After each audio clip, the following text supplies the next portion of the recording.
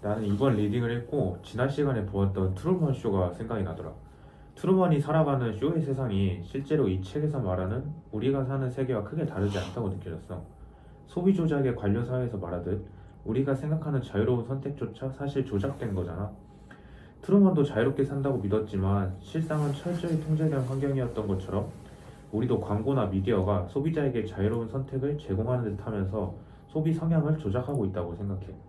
나는 이제 세 작품 모두 이제 시스템이 개인을 어떻게 통제하는지를 다룬다고 생각해. 트루먼 쇼에서는 트루먼의 삶이 이제 카메라로 감시되고 스크립트에 의해 통제되지만 그는 자각하지 못했잖아. 마찬가지로 이제 소비 조작의 관료 사회에서 소비자들은 자율적이라고 믿지만 관료제와 자본주의 시스템 속에서 철저히 조종되고 있다고 봐. 두바이 노동자들의 경우에는 더 극단적으로 자신의 삶이 통제된다는 걸 알아도 그걸 바꿀 힘조차 없다는 점이 좀 다르는 것 같아. 맞아. 그런데 트루먼은 결국 시오를 벗어났잖아. 이게 희망적인 메시지라고 생각해. 두바이 이야기를 떠올리면 두바이의 노동자들은 어쩌면 그들의 시오에서 벗어날 기회조차 없었다는 게 더 슬프더라. 하지만 이 영화가 보여준 것처럼 체제에서 벗어나려면 진실을 직시하려는 용기가 필요하다는 점을 배울 수 있지 않을까? 맞는 것 같아. 이제 현실에 체념하기보다는 트루먼이 자신의 현실을 자각했듯 우리도 이런 문제를 깨닫고 행동해야 되지 않을까? 적어도 소비자로서 더 윤리적이고 성찰적인 선택을 하고 그다음에 이런 노동 착취 문제를 알리는 데 기여할 수 있는 방법을 생각해보면 더 좋을 것 같아. 나는 이제 책에서 이제 현대 소비사회가 이제 관료적 시스템과 이제 기술적 합리성을 통해 어떻게 일상성을 지배하고 이제 소비를 조작하는지에 대해 서술한 부분이 난 인상적이었어. 특히 이제 관료사회는 효율성과 생산성을 극대화하기 위해서 건축물을 표준화를 많이 시키는데 이 과정에서 공간은 획일적이고 기능 중심적으로 설계되는 것이 너무 아쉬운 것 같아. 맞아. 현대 건축은 기술적 합리성을 강조하면서 건축적 디자인에서 인간적인 요소가 점점 배제되고 있는 것 같아. 그리고 대형 건축 프로젝트나 스마트 시티 같은 관료적 접근은 개인의 일상적 경험을 간과하며 소비를 위한 공간만 대량 생산하는 것 같아. 이런 소비를 조작하는 건축의 전략이 점점 심화되는 것도 한몫하는 것 같아. 나는 현대 건축은 시각적인 충격을 통해서 소비를 유도한다고 생각을 해. 예를 들면 이제 유명 건축가의 디자인은 브랜드화되며 그 자체로 이제 상품처럼 소비가 되고, 그다음에 관료적 소비 사회에서 건축은 공공성과 상업성을 혼합하여 사람들이 머무는 공공 공간조차 소비를 촉진하는 공간으로 재구성해버리는 거지. 이러한 소비 조작적 경영은 건축의 본래 목적을 왜곡할 위험이 너무 큰 것 같아. 그리고 관료적 효율성과 소비 논리를 넘어 사용자 경험과 문학적 맥락을 제고하려는 노력을 해야겠어. 이를 통해 건축이 단순한 소비 조작의 도구가 아니라 인간과 사회에 기여하는 공간 창조로 다시 자리매김할 수 있도록 우리 건축가들이 바꾸어 나가야 할 것 같아.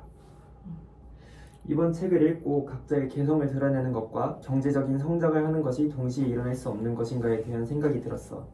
관료 사회의 등장으로 생산성과 효율성은 높아졌지만 대부분의 것이 획일화되고 우리가 개성을 드러낼 수 있는 영역이 줄어든 것 같아. 맞아. 현재 우리나라 주거 형태만 봐도 대부분이 아파트잖아. 이제 똑같은 구조들 안에서 우리가 개성을 드러낼 수 있는 건 내부 인테리어와 가구 배치 정도밖에 없어. 하지만 아파트의 등장으로 좀 많은 사람들이 수도권에 수용할 수 있게 된 것도 사실이기는 해. 그래서 우리나라 주거에 있어서 꼭 아파트가 나쁜 거라고 단정 지을 수 있을까? 여기에서 우리는 아파트라는 주거 형식 자체를 비판하기보다는 효율성과 경제성에 초점을 두어 지나치게 개발되는 것과 누군가의 돈벌이로 전락해져 버린 본래의 기능이 희미해진 것에 초점을 맞춰야 될 것 같아. 특히 아파트 사재기 같은 현상은 우리나라에서 유일하게 일어나고 있잖아. 이만큼 아파트를 본래 주거 공간이 아닌 투자 가치로 바라보는 사람들이 많아진 거라고 생각해. 앞에 사람들이 말한 내용을 토대로 이제 우리는 앞으로 어떻게 하면 본래 기능으로 작동하면서 이제 많은 사람들을 수용할 수 있는 주거 공간이 생할 수 있는지에 대해 생각해야 할 것 같아. 물론 많은 사람들이 같이 살면서 본인의 개성을 드러낼 수 있는 주거 형식이 필요하다고도 생각해. 나는 또 이제 이번에 책을 읽으면서 이제 관광은 이제 르페부르가 말한 일상성을 가장 좀 쉽게 느낄 수 있는 부분인 것 같아. 사람들은 비일상을 경험하려고 여행을 가지만 결국 그 과정에서 일상이 그대로 재현되는 경우가 많잖아.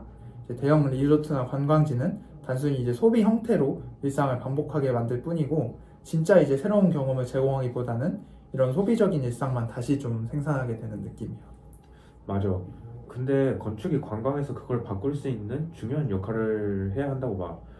화려한 랜드마크를 짓는 게 아니라 그 지역의 문화를 담아내고 사람들이 진짜 그 장소의 정체성을 느낄 수 있는 공간을 만든다면 훨씬 더 의미 있는 관광이 되지 않을까?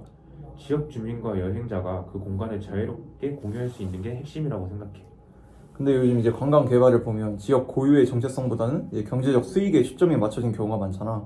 두바이를 보면 이제 전통적인 건축이나 이제 자연 환경보다 상업적 목적이 우선이더라고. 이런 방식은 결국 자본이 끊기면 지속 가능하지 않다는 문제가 있어. 실제로 더라인 프로젝트도 축소되고 있잖아. 이런 건 결국 한계를 드러내는 사례라고 봐.